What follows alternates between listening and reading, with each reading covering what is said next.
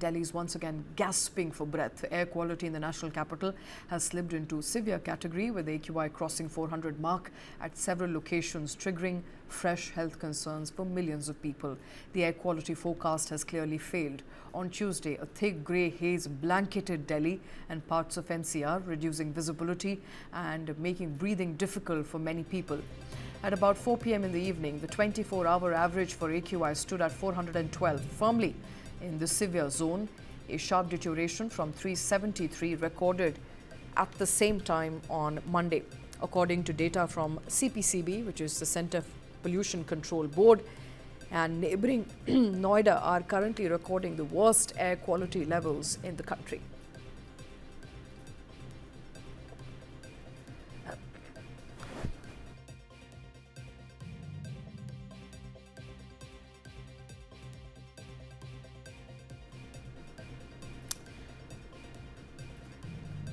Severe pollution means serious health risks, even for healthy individuals, and especially dangerous for children, the elderly, and those with respiratory or heart conditions.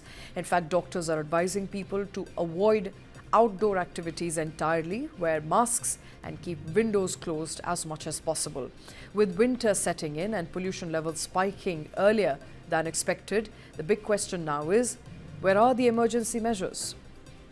As Delhi NCR chokes under severe air pollution, a new reality is setting in, which is clean air is no longer free, it is being brought.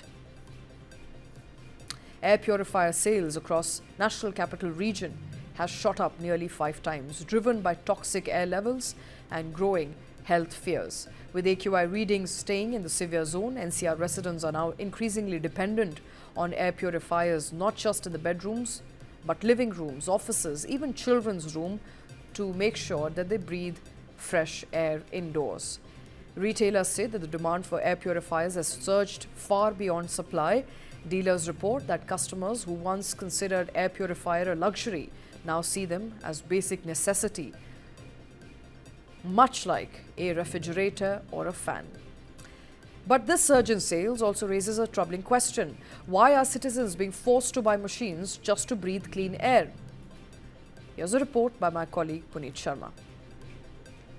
Delhi और NCR पूरी तरह gas chamber बन चुका है। Air quality index की बात करें तो दिल्ली में 500 तक क्रॉस हो चुका है, यानी कि वायु प्रदूषण इस वक्त अपने गंभीर स्थिति को भी पार कर चुका है। यही वजह है कि दिल्ली सरकार ने और नोएडा में भी ग्रेफ 4 लागू किया गया, यानी कि ग्रेडेड रेस्पॉन्स एक्शन प्लान, जिसके तहत तमाम जो कदम है वो उठाए जा रहे हैं, जिससे कि जो वायु प्रदूषण है उसमें कमी आए और लोगों को सांस लेने में जो तकलीफ हो रही है, आंखों में जो जलन हो रही है, इन सभी से निजात मिले। लेकिन फिलहाल दिल्ली में और एनसीआर में AQI 500 से ज्यादा पहुंच चुका है और यही वजह है कि शुद्ध हवा के लिए लोग अब दिल्ली से दूर भी जा रहे हैं। जो लोग दिल्ली में कारोबार कर रहे हैं, दिल्ली में रह रहे हैं, उन लोगों को शुद्ध हवा के लिए अब एयर प्यूरिफायर के सहारे रहना पड़ रहा है। यही वजह है कि लोग तेजी से एयर प्यूरिफायर खरीद रहे हैं और इसकी जो बिक्री है वो पिछले कुछ समय में 4 से 5 गुना तक बढ़ चुकी है। दुकानों पर पहले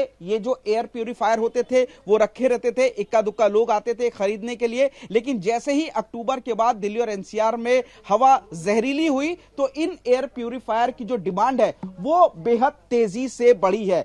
जो सीटीआई है उसका साफ तौर पर कहना है कि दिल्ली में लगभग 5 गुना तक एयर प्यूरिफायर की जो बिक्री है वो बढ़ चुकी है। लोग अपने घरों में महंगे से महंगे एयर प्यूरिफायर लगा रहे हैं ताकि उनको जहरीली हवा से निजात मिले, शुद्ध हवा मिल सके। AQI लेवल जो 500 पार हो चुका है वो घरों के अंदर 50 तक आए ताकि उनके बच्चे, बुजुर्ग और गर्भवती महिलाओं को कोई भी दिक्कत ना हो।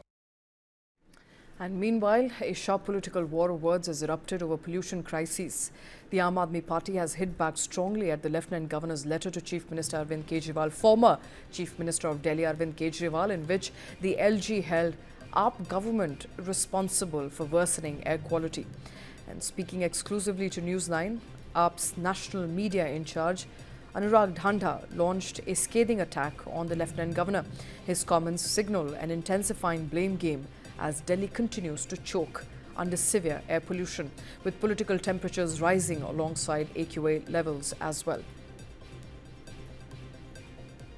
एलजी को मुख्यमंत्री रह चुके दिल्ली के अरविंद केजरीवाल की याद आई है। 15 पन्नों की एक चिट्ठी लिखी है जिसमें उनकी तमाम खामियां गिनाई है। कहा कि 10 साल तक सरकार रही, कुछ नहीं किया और सोच जो है उनकी वो नेगेटिव है, मिलने नहीं आए, तमाम शिकायतें करी हैं। मेरे साथ अनुराग ढांडा जी। अनुराग जी, मुझे याद है जब अरविंद केजरीवाल मुख्यमंत्री थे, ऐसी फ्रिक्वेंट चिट्ठी आती थी तो कहते थे एक और प्रेम पत्र आ गया। इसको कैसे लेते हैं आप? देखिए, मुझे लग रहा है कि पहले तो मेरी जिज्ञासा ये है कि दिल्ली के लोगों को इतने भयंकर प्रदूषण में छोड़ के गुजरात अय्याशी के लिए गए हुए एलजी साहब वापस आ गए हैं क्या, या चिट्ठी वहीं से लिख रहे हैं?